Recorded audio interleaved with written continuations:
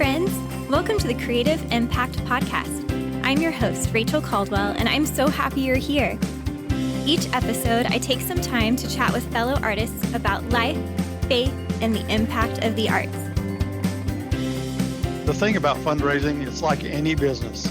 It's all about relationship. Mm-hmm. And, everybody's been to a Chick-fil-A, and their customer service is what you want to replicate. Yeah, they're friendly, they're very quick. Or you go to your favorite Starbucks, they remember your name, they remember your order, those kinds of things. So you really need to treat them like family. Mm-hmm. You need to know them. You need to spend time with them. And it's not always about asking money. It's about thanking them for money they've given already, and then finding out what it is they really like. Hey everyone, and thanks for listening to the Creative Impact Podcast. Today is episode 48, which is actually part 2 of a fun, special 2-part series focused on bringing you practical tips and advice for structuring and growing a business or nonprofit. If you haven't had a chance to listen to it, episode 47 is kind of the intro into this conversation with my parents, Julia and Bobby Dean. In the first part of this 2-episode series, my mom, Julia Dean, goes more into what it looks like to start up a business, especially an LLC. So if that's something that you are interested in, I'd highly recommend you going back and listening to episode 47. On today's episode, we really focus in on nonprofits and especially fundraising. My stepdad, Bobby Dean, shares some really awesome and practical tips about fundraising. His experience ranges from working for places like Cal Farley's Boys Ranch to the Houston Grand Opera, and currently he's working at the University of Texas MD Anderson Cancer Center.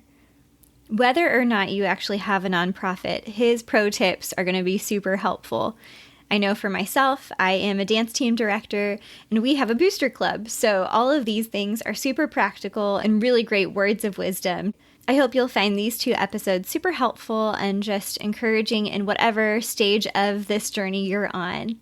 Every once in a while, I hear a story about one of you who's listening, sharing this podcast with one of your friends or family members, and that seriously means the world. Whether this is your first time listening or you've been around for a while, I'm so excited that you're listening today, and I hope you enjoy my conversation with Bobby and Julia Dean.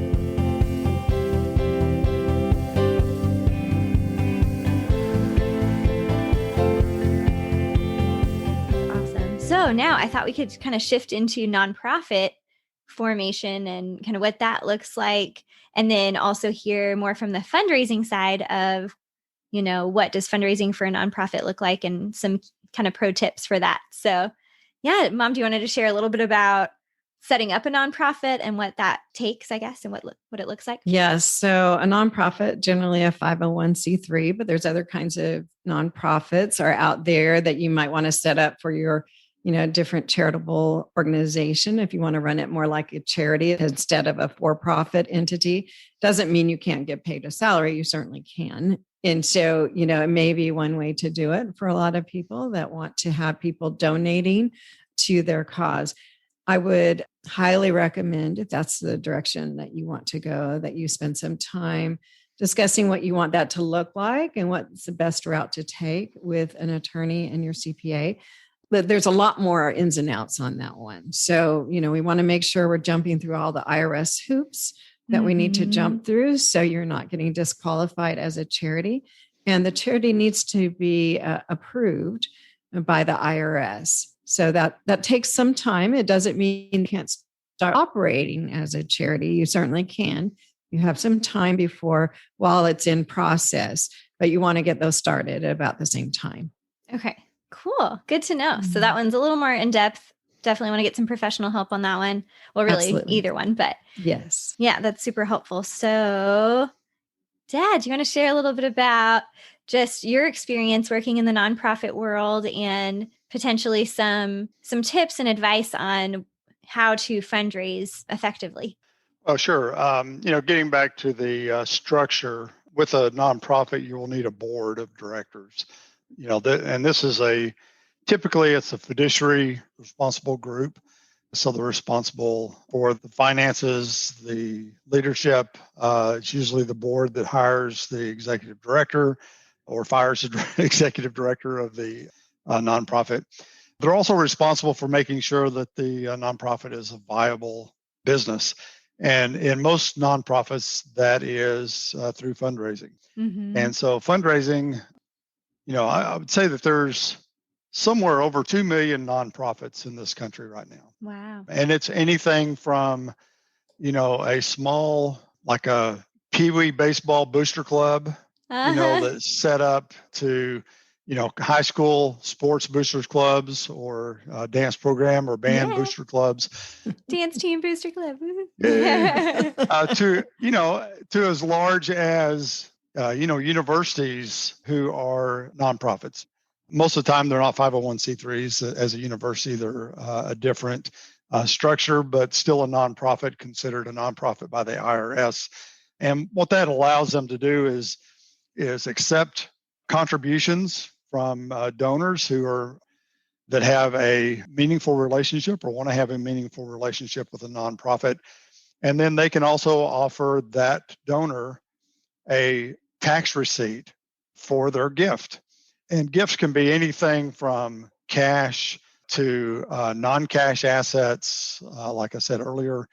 And a non-cash asset can be land, it can be oil rights that somebody has. If they own a part of an oil well or all of an oil well or whatever, those royalties can be gifted.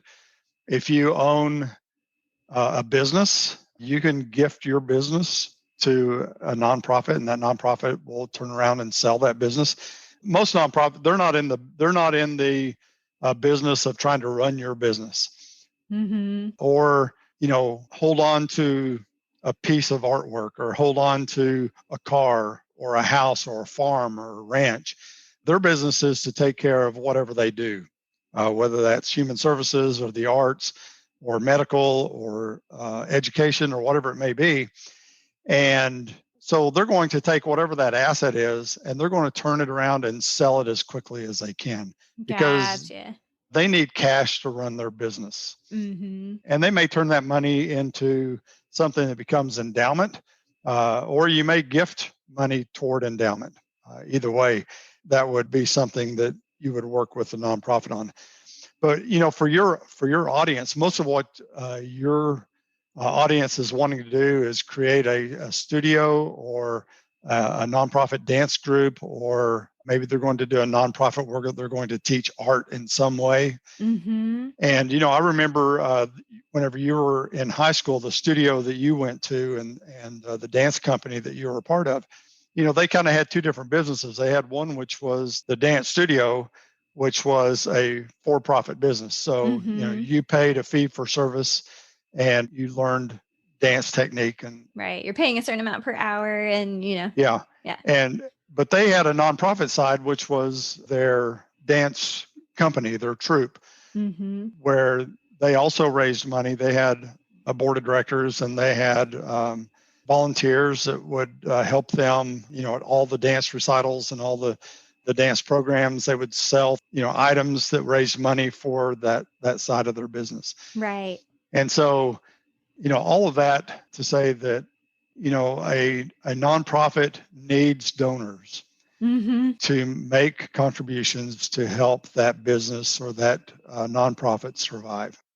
Yeah, that definitely helps give kind of overview of how it's set up and kind of the different ways people use nonprofit structures to operate. Yeah, so just from what you've seen and the different roles that you've played, whether that's been in kind of more this hospital setting, raising money for research and cancer research and those kinds of things, or even in the arts with Houston Grand Opera, and then Cal Farley's is kind of a cool connection to what I know some of our listeners do as well, which is more like youth ministry or, helping the community, right, whatever that might look like. And that, Cal Farley's, you can look it up online, is an organization that helps, basically troubled teenagers, kids that really need to step up in some way. Most of them are 1, 2, 3 years behind in their education. And one of the biggest things that they try to do is catch these students up so that they can graduate with their class. Yeah, that's and huge. it's a year-round program. It's a great program, and they do great things for families and their children. So cool. But one thing that I would say is fundraising.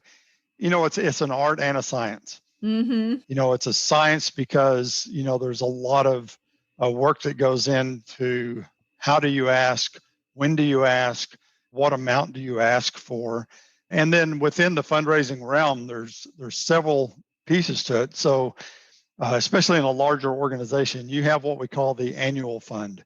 And that is, you get appeals in the mail. Mm-hmm. They want you to give $5 or $10 or $25. And, usually where you get all the little, address labels and stuff like that. You get the address labels. And it's hilarious because, I've been in this business almost 30 years.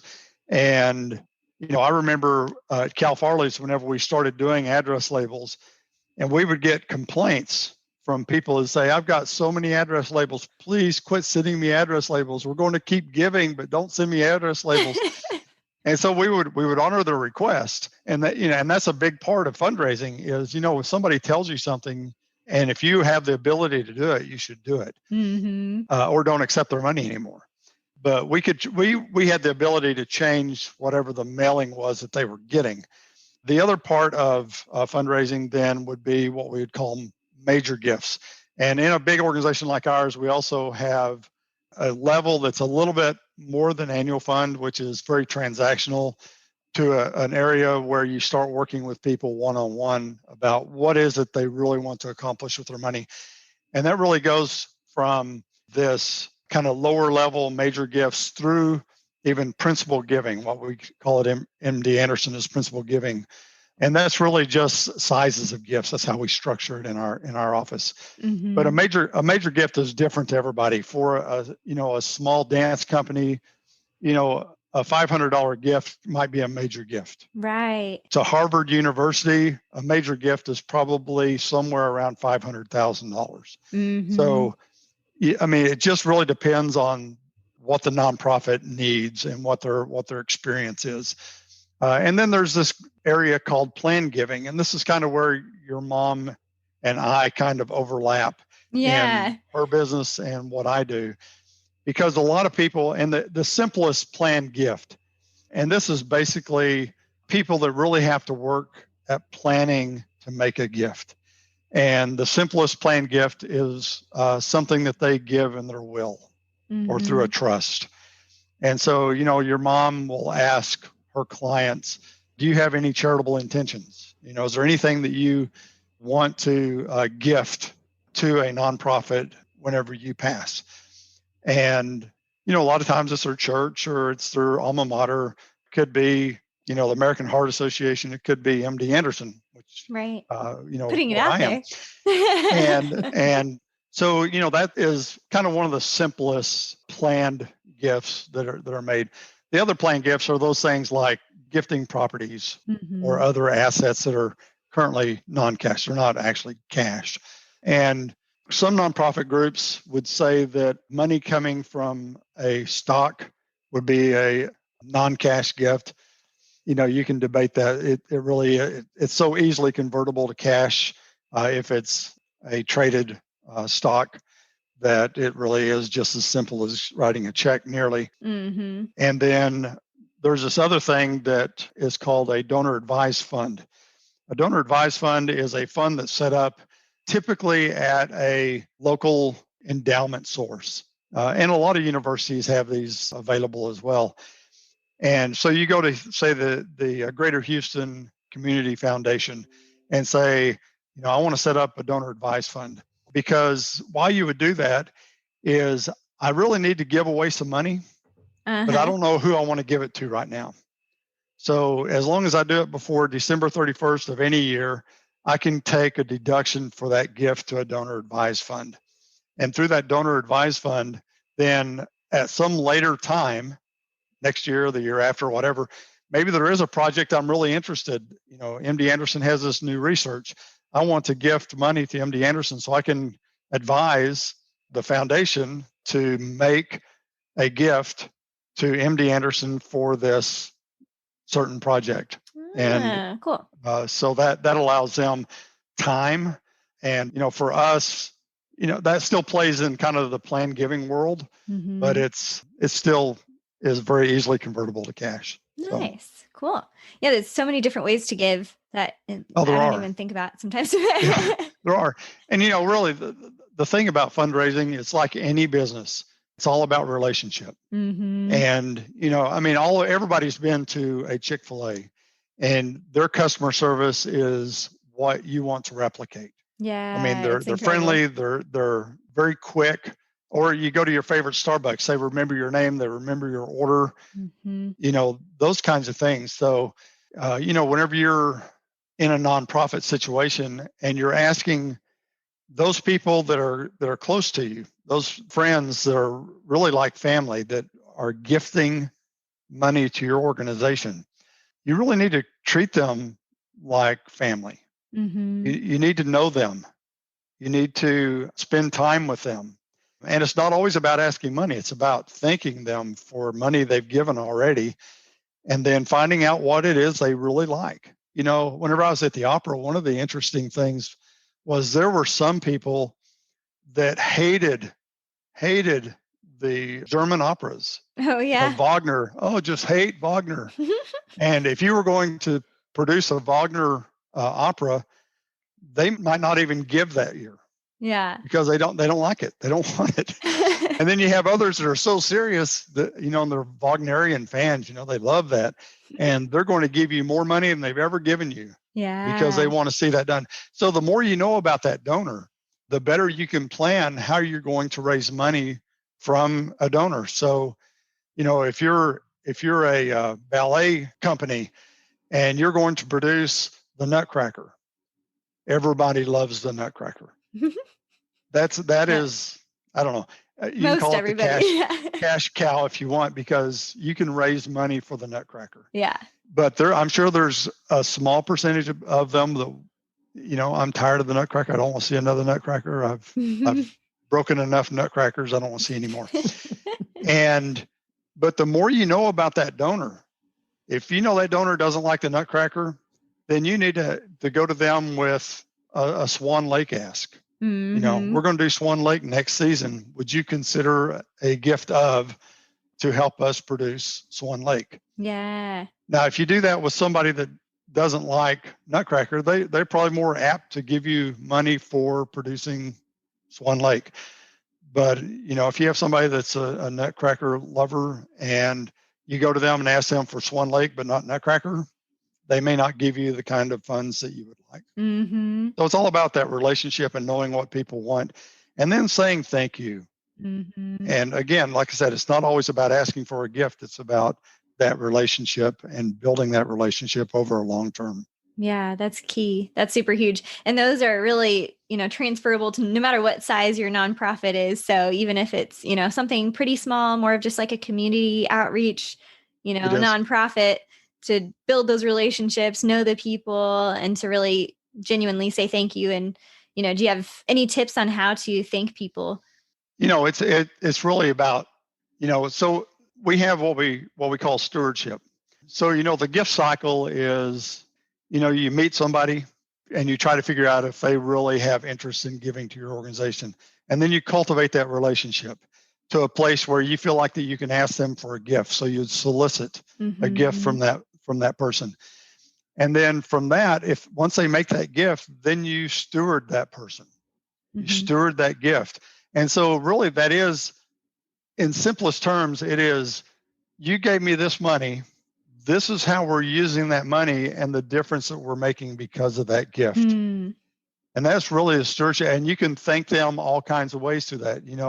If you're an artist, let's say you're a photographer and you do a lot of nature photography and you have a showing somewhere and you find somebody that really loves your artwork and they're going to support that artwork.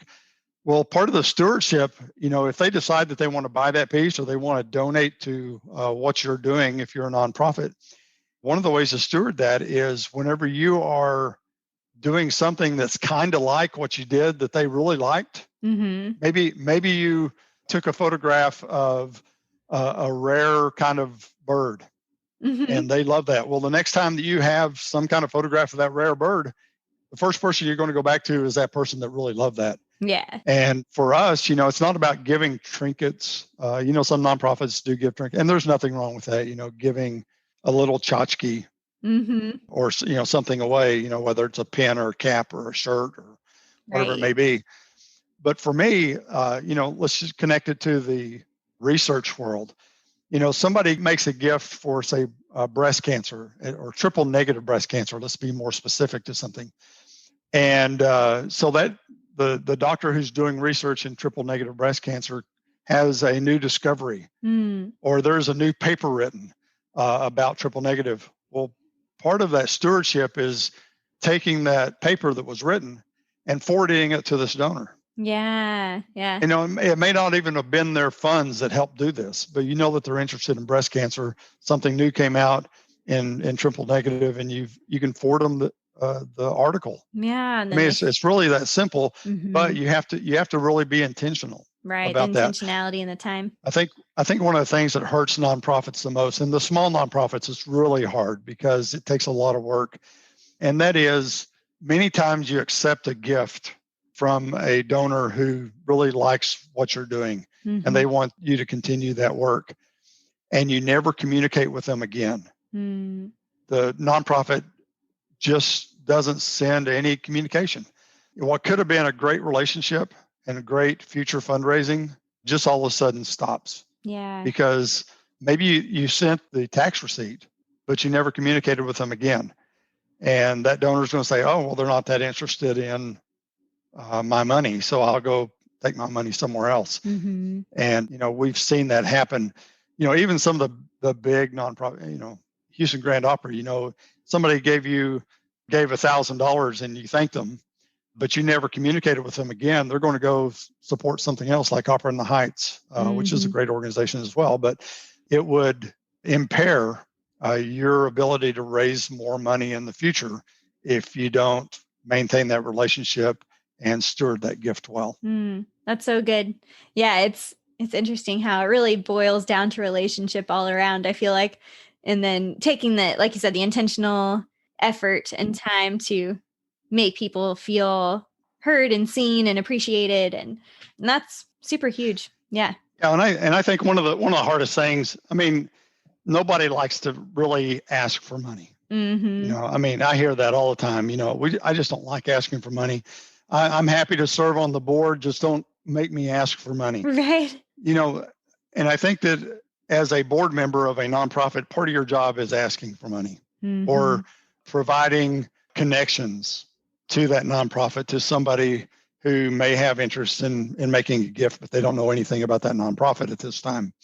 So, those things are super important. Yeah. Well, thank you so much for sharing your insight into that and some of the key pro tips that will definitely help people out there. I know there's a lot of people that I've even interviewed on the show that have nonprofits and are in that right now. And then I'm sure there's many that are listening that are interested in maybe one day starting one. So super helpful for sure. And even for me as a dance team director and having a booster club. So I appreciate that.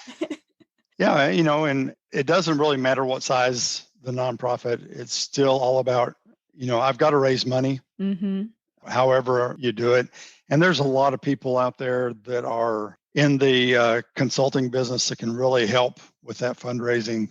There's a lot of materials. There's a lot of books. There's a lot of organizations. There's a group called the Association for Fundraising Professionals, AFP. And it's a great organization, a great education organization that can help a nonprofit organization learn how to be a better fundraiser. That's great.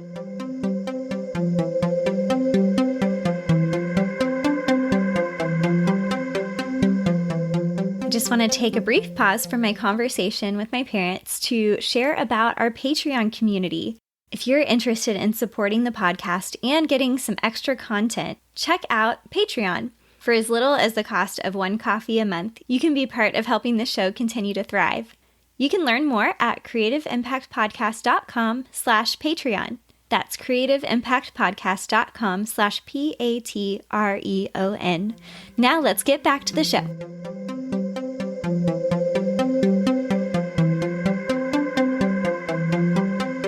as we're wrapping up the conversation with both of you guys, one thing that's nice is just the practicality of all this, that, that people can apply it to whatever realm they're in, whether it's more of a for-profit business or nonprofit. And kind of what we heard across the board today is it really is important to get good advice and to get people that are, in your court that know your specific situation and can help you with that. So I know, like in the legal world, there's a lot of push for sort of like do-it-yourself kind of kits online and things like that. You want to speak to that a little bit, Mom? If you could see my expression. Yeah, usually what we see when people go online and try to do their own documents, whether it's a business incorporation or a will or their trust or whatever, is unfortunately that's not their expertise, and that's not what you usually do. And we see that most of the time they're done incorrectly. They don't always comply with the laws that they need to comply with. And a lot of things are not even filled out properly. So we end up with something that's worse, because it's far more dangerous to think that you've got something that will protect you when it really doesn't. Mm-hmm. And, so for a business incorporation, if that means that now your personal assets are at risk, and that's a huge risk to take when you could have proactively planned, made a small investment instead of losing a huge amount later. Yeah. So I always recommend going with the experts in those areas, legal, to go to a lawyer for financial, the CPA or the financial advisor, and those kinds of things, because it will make a huge, huge difference in the end. In the estate planning side of things, we see that when it's too late to change that, because when people do their wills and they're not right and the court throws them out, and now we have a situation where we're going through an heirship and we have all kinds of legal problems and cost.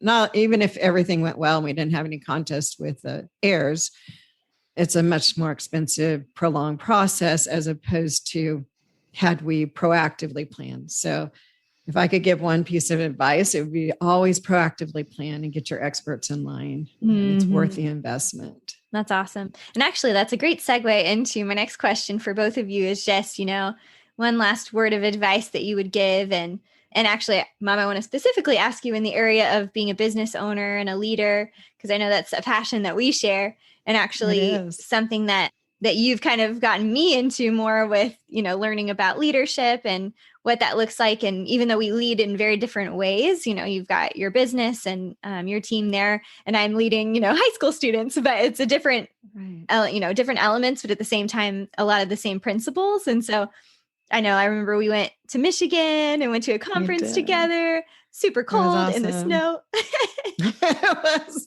driving back in snow with my big SUV rental. Yeah, but it was a lot of fun and just so many great principles. And so that's something that I've become really passionate about over the last several years, thanks to a lot in part to you. But any specific advice just kind of from that business owner perspective and as a leader? Yes, I felt like at first when I entered into business, I was just learning on the go all the time, but more trial by error and just trying to be a nice person and a godly person. But I didn't have the direction and wisdom I think I needed to have. And over the last probably 8 to 10 years, I've really started investing in learning constantly about leadership and how to be a good leader. And whether that's been through John Maxwell or EntreLeadership with Dave Ramsey or a host of other people, and the conference we went to together, the EntreLeadership one as well. What I've seen is that the principles that are in the Bible are so right on for being a good leader, and translating them into what does that mean to lead my team, to really love them. And sometimes that means making a hard decision and having the courage to do something that's hard for me to do, because maybe that team member is not where their gifts are. And maybe I need to find another place for them, or maybe it's not on my team, maybe it's somewhere else, and helping them get to where their talents and sweet spots are, which is a hard thing for me to do because I want to keep everyone happy. But I'm seeing that sometimes, being a leader requires some of those hard calls, but it's it's so evident throughout scripture that those are the kinds of things we need to do to really love and care for one another. And so it's how we go about it, and to have those understand what leadership is, what my role is, how to lead a team.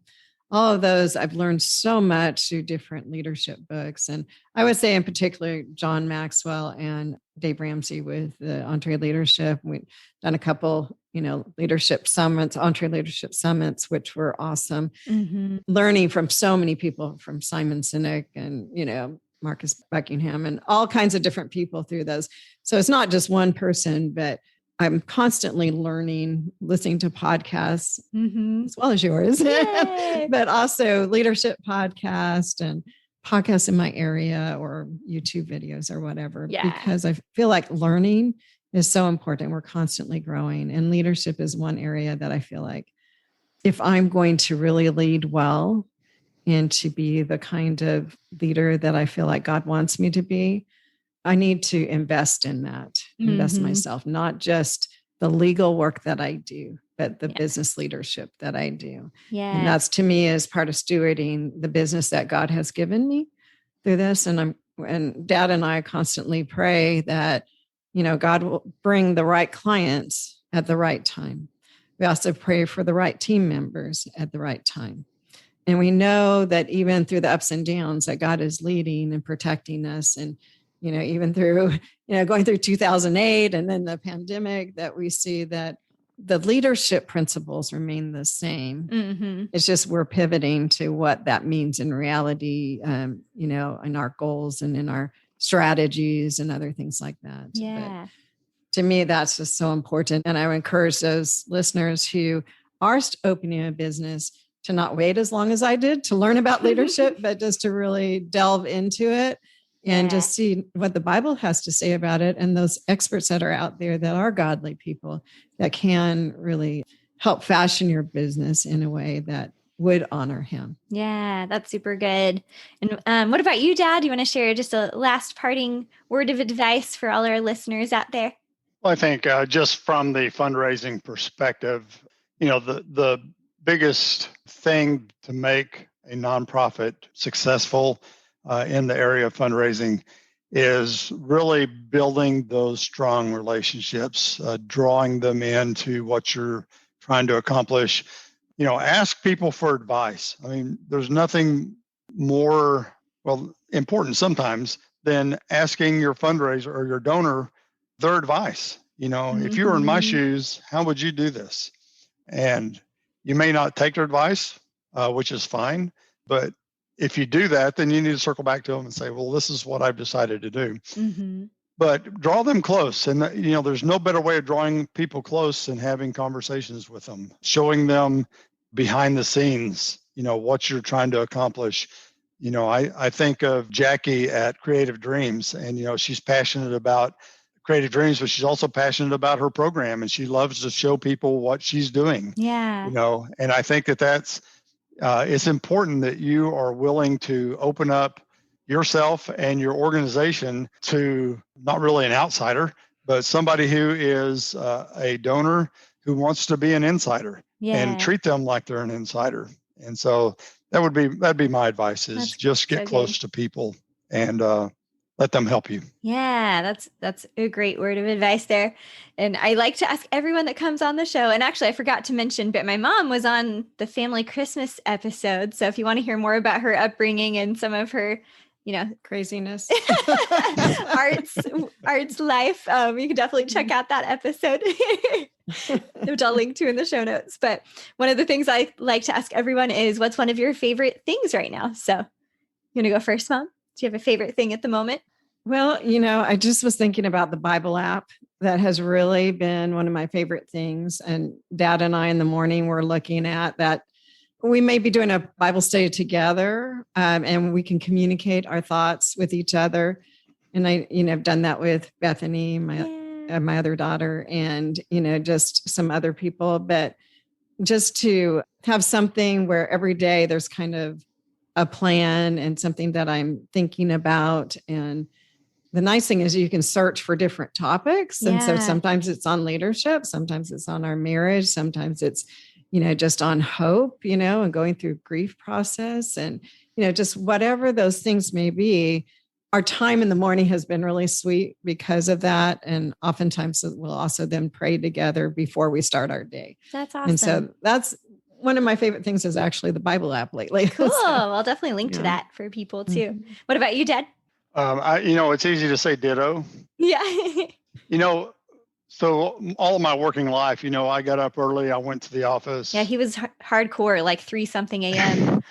And leaving the door at 3:50. I used to be in the office by 6:00 every morning at least. And through the pandemic, my office is, 50 feet away from my bedroom. And so being able to get more sleep has been great.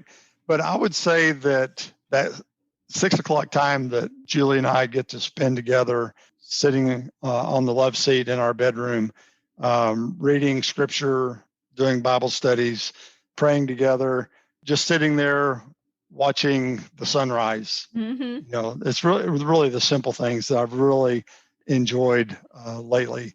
And, I hope that doesn't end. I think I'm going to be remote for a long time. So nice. That works well. And I've also turned your mom into more of a morning person, and she does drink 1 cup of coffee every morning. I know, crazy, right? That's crazy. It didn't start till a couple of years ago. That's awesome. Well, if anyone wanted to learn more, get in touch with you guys, how would be the best way to do that? Well, for my business, going to my website is a great way. And there's a contact us form. So it's juliadeanlaw.com. So JuliaDeanLaw.com. So that's the easiest way. Go to contact us and I'll get a copy of that as well. Perfect. And, yeah. Awesome. How about you, Dad? Probably the easiest way to get a hold of me is just through my personal email, which is bdean@usa.com.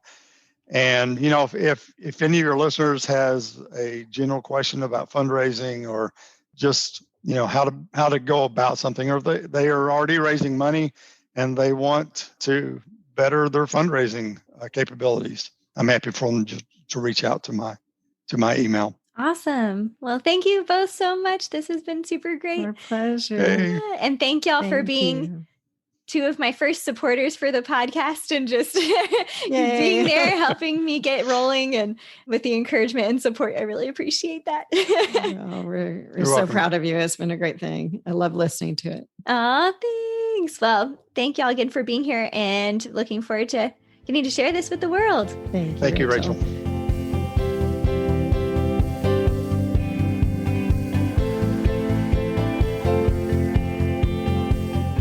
So thankful that my parents were able to take the time to come on the show and share their knowledge and their experience with us today.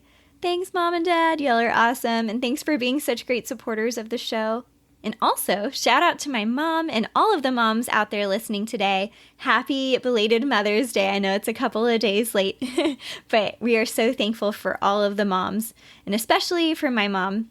You can find all the links, the full show notes, and additional resources on our website, creativeimpactpodcast.com.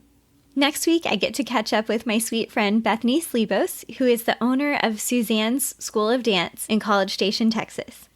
Her journey as a dancer has taken her literally across the world, and I am so excited for you to hear more about her story next week. Thank you so much again for listening to the Creative Impact Podcast. The music for the show was produced by Michael Cash. Share the show with a friend, check out our Patreon community, and I'll see you next week for my conversation with Bethany Slebos.